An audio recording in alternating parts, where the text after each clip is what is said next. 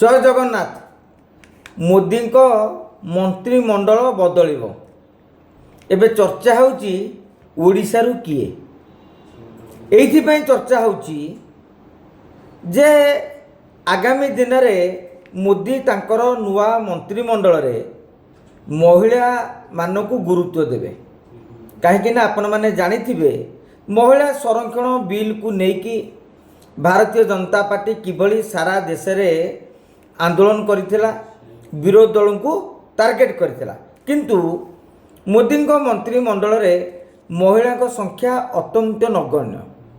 तेणु 2029 पूर्वर गोटे वार्ता देवाई मोदी एथर तांको मंत्रिमंडल रे बहु महिला सांसद को सुजोग देवे बोली जातीय गणमाध्यम रे आज्ञा चर्चा आरंभ हो जाइछि एवं अनुरूप भाव में ओडिशार महिला नेत्री मनरे जो माने लोकसभा को निर्वाचित होइछन्ति से माने मध्य केंद्र मंत्री हेबा पई आशा बांधिछन्ति। ओडिशारू बीजेपी रो 4 जण महिला सांसद रहिछन्ति। बलांगीरु संगीता सिंहदेव, भुवनेश्वरु अपराजिता षडंगी, कलाहांडीरु मालविका देवी, आस्कारु अनिता शुभदर्शिनी। तेबे संगीता और अपराजिता एमानक नाम नहीं कहीं चर्चा होची आपण मानकर मने थिबो 2019 रे अपराजिता षडंगी प्रथम थर लोकसभा को जिबा परे से मध्य केंद्र मंत्री हेबे बोली आशा बांधिथिले। अवश्य मोदी तांकर से आशा को पूर्ण करि नाहंती एवं सेपटे बलांगीर सांसद संगीता सिंहदेव 98 रे 99 रे 2004 रे 2019 रे और 2024 रे माने 5 थर सांसद होइछन्ति। ओडिशार कौनसी महिला नेत्री 5 थर लोकसभार सांसद हेबार सौभाग्य पाई नाहंती। तेणु संगीता नाम को लेकिन चर्चा हेबा स्वाभाविक।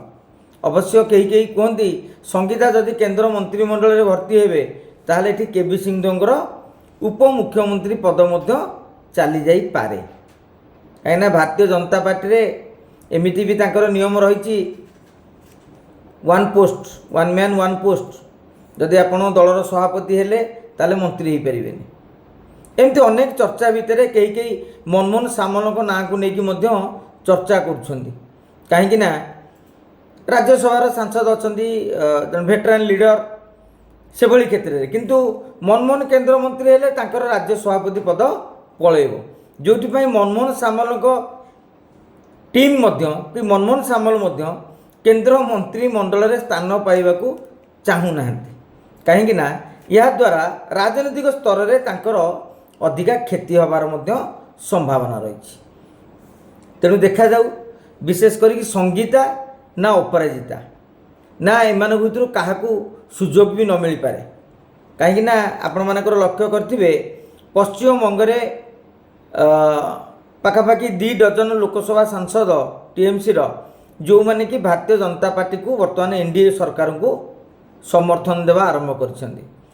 आम आदमी पार्टी रो 7 सांसद मध्य जो माने भारतीय जनता पार्टी सामिल होइछन्ती। आगामी दिन में पंजाब रे निर्वाचन हबो एवं यूपी निर्वाचन को आखि आगे रखी सेठारे मध्य किंतु अधिक प्रतिनिधित्व पाई परिवे से दिगरे भी निश्चित भाव में मोदी सरकार चिंता करुथिबे। एसबू भितर आउ एक चर्चा जोर धरिबा स्वाभाविक जे केंद्र मंत्री धर्मेंद्र प्रधान केंद्र मंत्री रहिबे ना नाई। विशेष करके ए नीट क्वेश्चन पत्र बा प्रश्न पत्र लीक परे धर्मेंद्र को लेकिन गोटे कल्पना जल्पना प्रकाश पाउछ। जातीय राजनीति रे यहाकु नेकी जेतिकी कल्पना करा जाउ नाही राज्य राजनीति रे ताहाकु किंतु अधिक भाव में गुरुत्व दिया जाउची।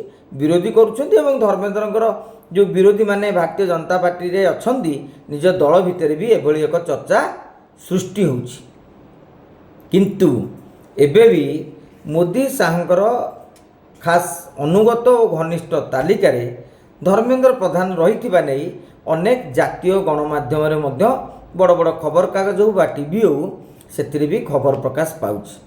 ତାଙ୍କର ଆଗାମୀ ଦିନରେ ପୋର୍ଟଫୋଲିଓ ଚେଞ୍ଜ କରାଯାଇପାରେ କିମ୍ବା କେନ୍ଦ୍ର ମନ୍ତ୍ରିମଣ୍ଡଳ ହଟାଇବା ପରେ ଅନ୍ୟ କୌଣସି ବଡ଼ ଦାୟିତ୍ୱ ମଧ୍ୟ ଦିଆଯାଇପାରେ ବୋଲି ଚର୍ଚ୍ଚା ହେଉଛି। ବୋଧହୁଏ ଆଉ 2 ସପ୍ତାହ ମଧ୍ୟରେ ମୋଦିଙ୍କ ମନ୍ତ୍ରିମଣ୍ଡଳ ଅଦଳ ବଦଳ ହେବ।